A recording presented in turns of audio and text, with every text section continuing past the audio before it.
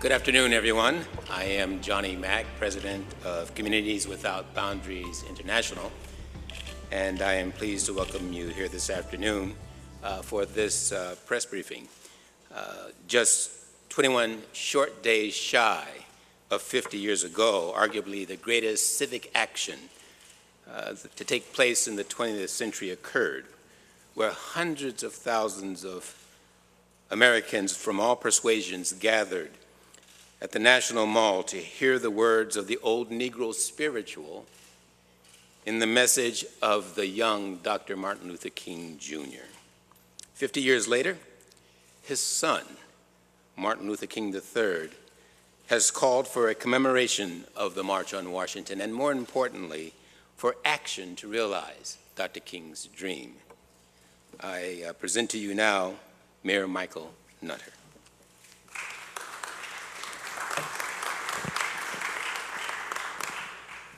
Thank you and good afternoon. And Johnny Mack, thank you very, very much for the introduction and certainly for your great work. I'm going to introduce our honored guests in a few minutes. I have some remarks, but let me also highlight and recognize State Senator Vincent Hughes, great champion for us in Harrisburg, State Representative Jordan Harris, equally champion for us in Harrisburg, and here in Philadelphia, Councilman at Large David O. I want to thank all of you for being here. Let me just say good afternoon and welcome again to what is known across the country and around the world as the city of brotherly love and sisterly affection, that little place we know, of course, as Philadelphia, and one of the most historic buildings in the country, Philadelphia City Hall and the Mayor's Reception Room. We're here today, of course, to talk about the legacy of the Reverend Dr. Martin Luther King, Jr. as the 50th anniversary of the March on Washington approaches later this month.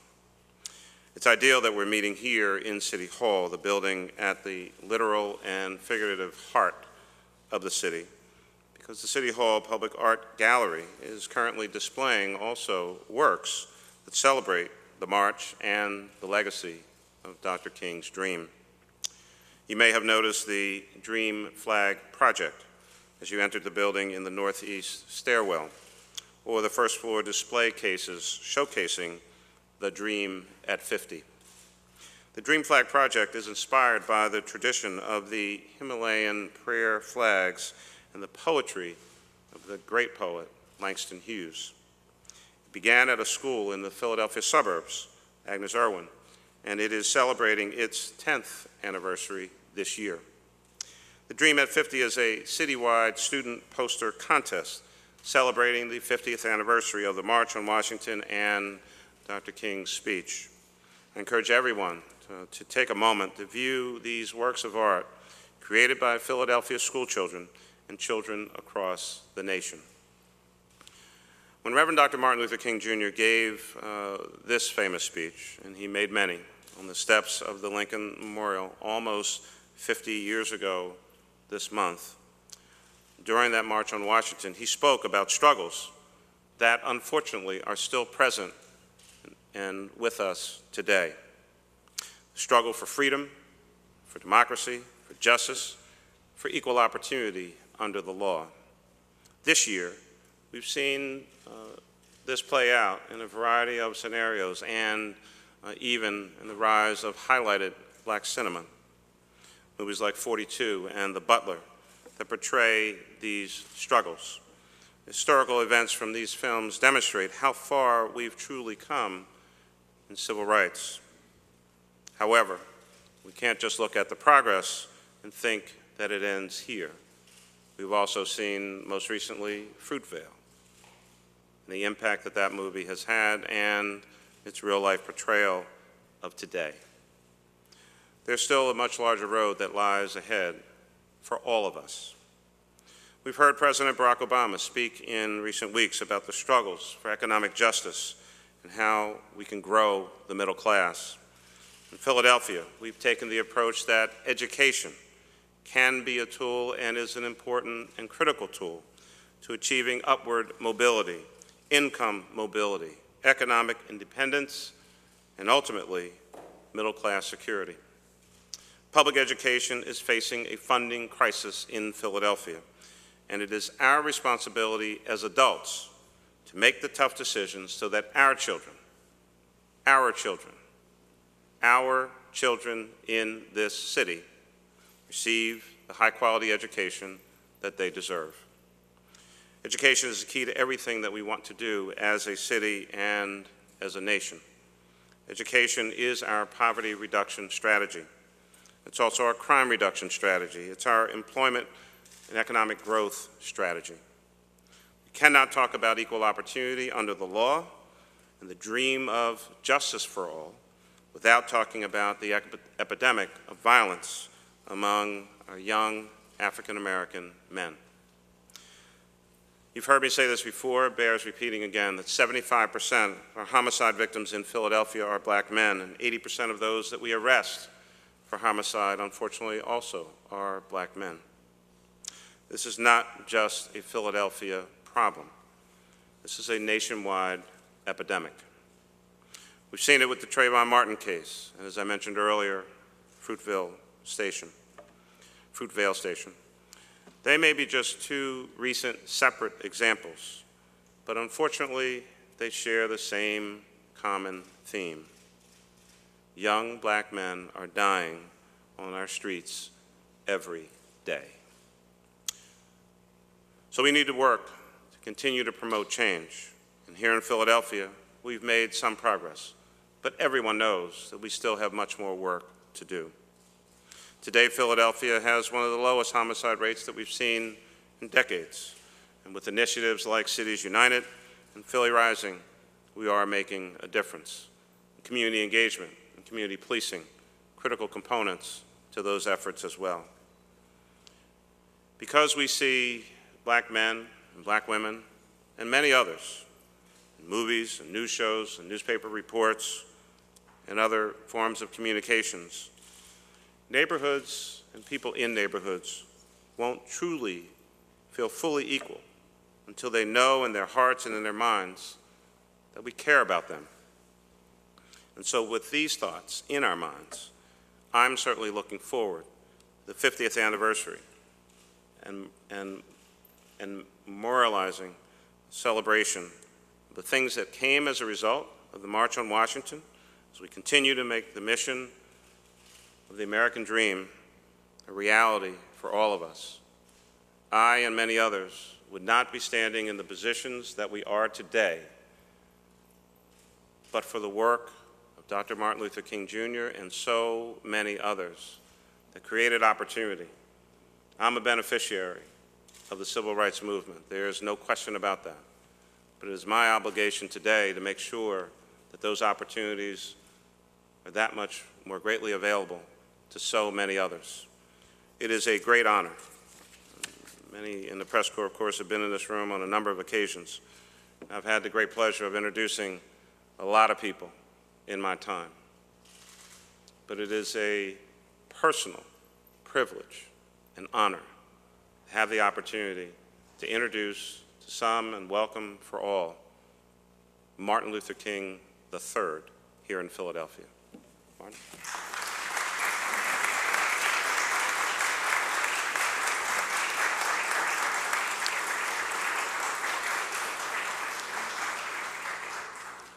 Thank you so much, Mr. Mayor, and I am certainly honored to be in the city of Philadelphia today to our state senator, our state representative, our council member at large, to this community of Philadelphia, this city, and actually to the state of Pennsylvania. I come before you today with really mixed emotions as we mobilize for the 50th anniversary of the March on Washington. Because, Mr. Mayor, I would have loved to have come today to say that on August 24th, when we have the actual march and reenactment, that as we are observing, that it truly is a commemoration, and that the dream that my father articulated and shared for our nation and world is fulfilled. But unfortunately, that just is not the case. And so in that vein, I joined, I called for the March on Washington and joined with Reverend Al Sharpton and the National Action Network to create an initiative called the National Action Initiative to Realize the Dream. Now, let me start by saying that in 1964, the United States Congress passed a Civil Rights Act giving us citizenship. In 1965, a Voting Rights Act creating the legal right to vote for those who had been excluded from the process. In 1968, fair housing legislation. And so there probably are many who thought the civil rights struggles and movement was done. But in less than 2 months, I hope that our consciences have been aroused, for the Supreme Court gutted less than 2 months ago, or roughly 2 months ago, the Voting Rights Act. Therefore, we must go back to Congress, petition Congress for a new Voting Rights Act. And then just a few weeks ago, our nation saw a verdict that many are very concerned about, the Trayvon Martin case. And for many, it says that 50 years later, the justice system, while it operated, it still seems that justice cannot be achieved, specifically for young African American men. That does not say that we don't have a lot of work to do. We look at the criminal justice system with 59% of those in jail, African Americans and people of color. We all know the statistical data. The question is, what are we as a community and nation going to do about it? And so we will come to Washington, and I am here to encourage Philadelphians, Mr. Mayor, Senator, State Representative, Council Member, Labor, all of the traditional partners, to say that we must go to Washington this time, yes, for jobs and justice, because jobs is one of the real problems. But that's not the only problem. Our problems are so complex today in our nation. Our problems, however, are problems that we can solve. How do I know that? Because at the heart of who we as Americans are shows during crisis. We see the best of America in crisis. When the tsunami occurred, Americans rolled up their sleeves and were there. When hurricanes, tornadoes, any natural disaster occurs, Americans are there. Whenever there's a crisis, we function in a unified way to help. We don't ask what religious orientation you are. We don't ask the color of your skin. We don't ask what. All we ask or all we do is respond. That's the best of America. Not suggesting that we should live in crisis all the time, but the way that we respond in crisis. After the crisis occurs, we go back to our corners and have separate ways of life. But during crisis, we roll up our sleeves and we just are there to help. If we could somehow create that climate universally, I think we would have a better nation. I know we'd have better communities. A chain is only as strong as its weakest link. So wherever our weak links are, the entire community has a responsibility to shore it up. If some were to say, hypothetically, that there are real issues as it relates to what is happening with the educational system, and it is abysmal in most of our communities across our nation, then we've got to find a way to shore it up. If Margaret Collins can do it in Jeffrey, Canada, just a few examples, then why not can we duplicate those winnable scenarios all over our nation? I'm convinced that we can. I also believe that if my father were alive, that he would be in the forefront of this struggle. Because what he was talking about, he started off, by the way, just in the beginning of his speech, and most people forget about this part, talking about a check that was going to be sent to the National Treasury. And when that check was sent to the National Treasury, it came back marked insufficient funds. But he went on to say that I know the Bank of Justice is not bankrupt. And so although we're living in a tough economic time, a tough economic climate for our nation and our world, really, I do not believe that the vaults of our hearts are bankrupt. We really have to open our hearts and take the first steps, or more steps than we're taking. And we can ultimately, I believe, realize the dream that my dad shared 50 years ago. Tonight, we are having a town hall meeting at the Community College of Philadelphia at 7:30, where we are bringing together young people, religious leaders, some business leaders, all of the different ethnic groups, the LGBT community, every segment of the population we believe will be represented. And that's what we have to do.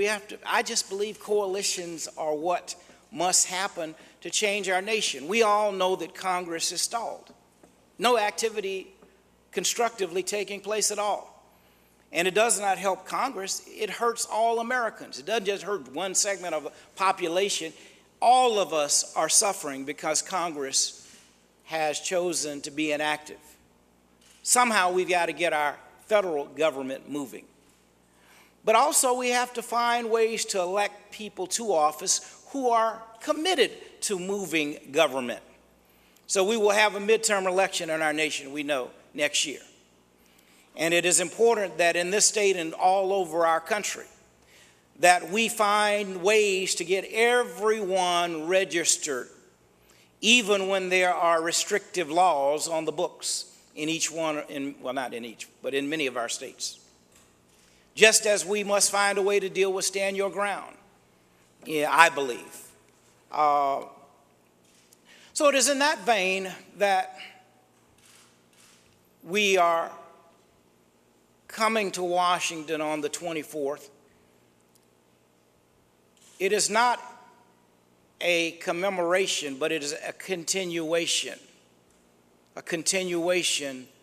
to work to realize the dream for all Americans. That's what Martin Luther King Jr. was about, and what Coretta Scott King, my mom, dedicated her life for throughout her life. And that is the vein that I'm here, Mr. Mayor, and all elected officials and for this community today in mobilizing really for the 21st century. Thank you. God bless you.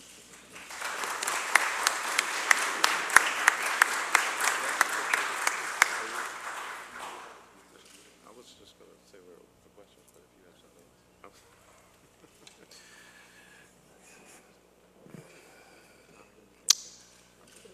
Martin Luther King III, please let me say thank you, and I appreciate not just your remarks, but your enthusiastic taking up of the torch and the challenge. That's how you've lived your life, and it is our responsibility to certainly hear the call and respond. I want to thank State Rep. Brendan Boyle. I didn't see him while I was speaking, but I want to thank him for being here. For the news media, we'd be glad to take any questions at this moment about this particular announcement. Some of you may have other issues that you want to raise. I'll be glad to deal with those after we talk about what we're primarily here for. And so with that, again, we'd be glad to try to answer any questions about today's announcement and things leading up to, of course, the march and other activities later this month. Any questions? Yes, ma'am. Will there be any effort to get Philadelphians down to participate in the events that are happening? You want to talk about that? You want to talk about that? Indeed, there are. We are mobilizing through civic organizations, religious communities. Many of our unions are organizing buses. You can go to our website at, I should know this, Maneska, where are you? It's Maneska. We'll give you our web. Maneska, what's the web that we want, the URL for our?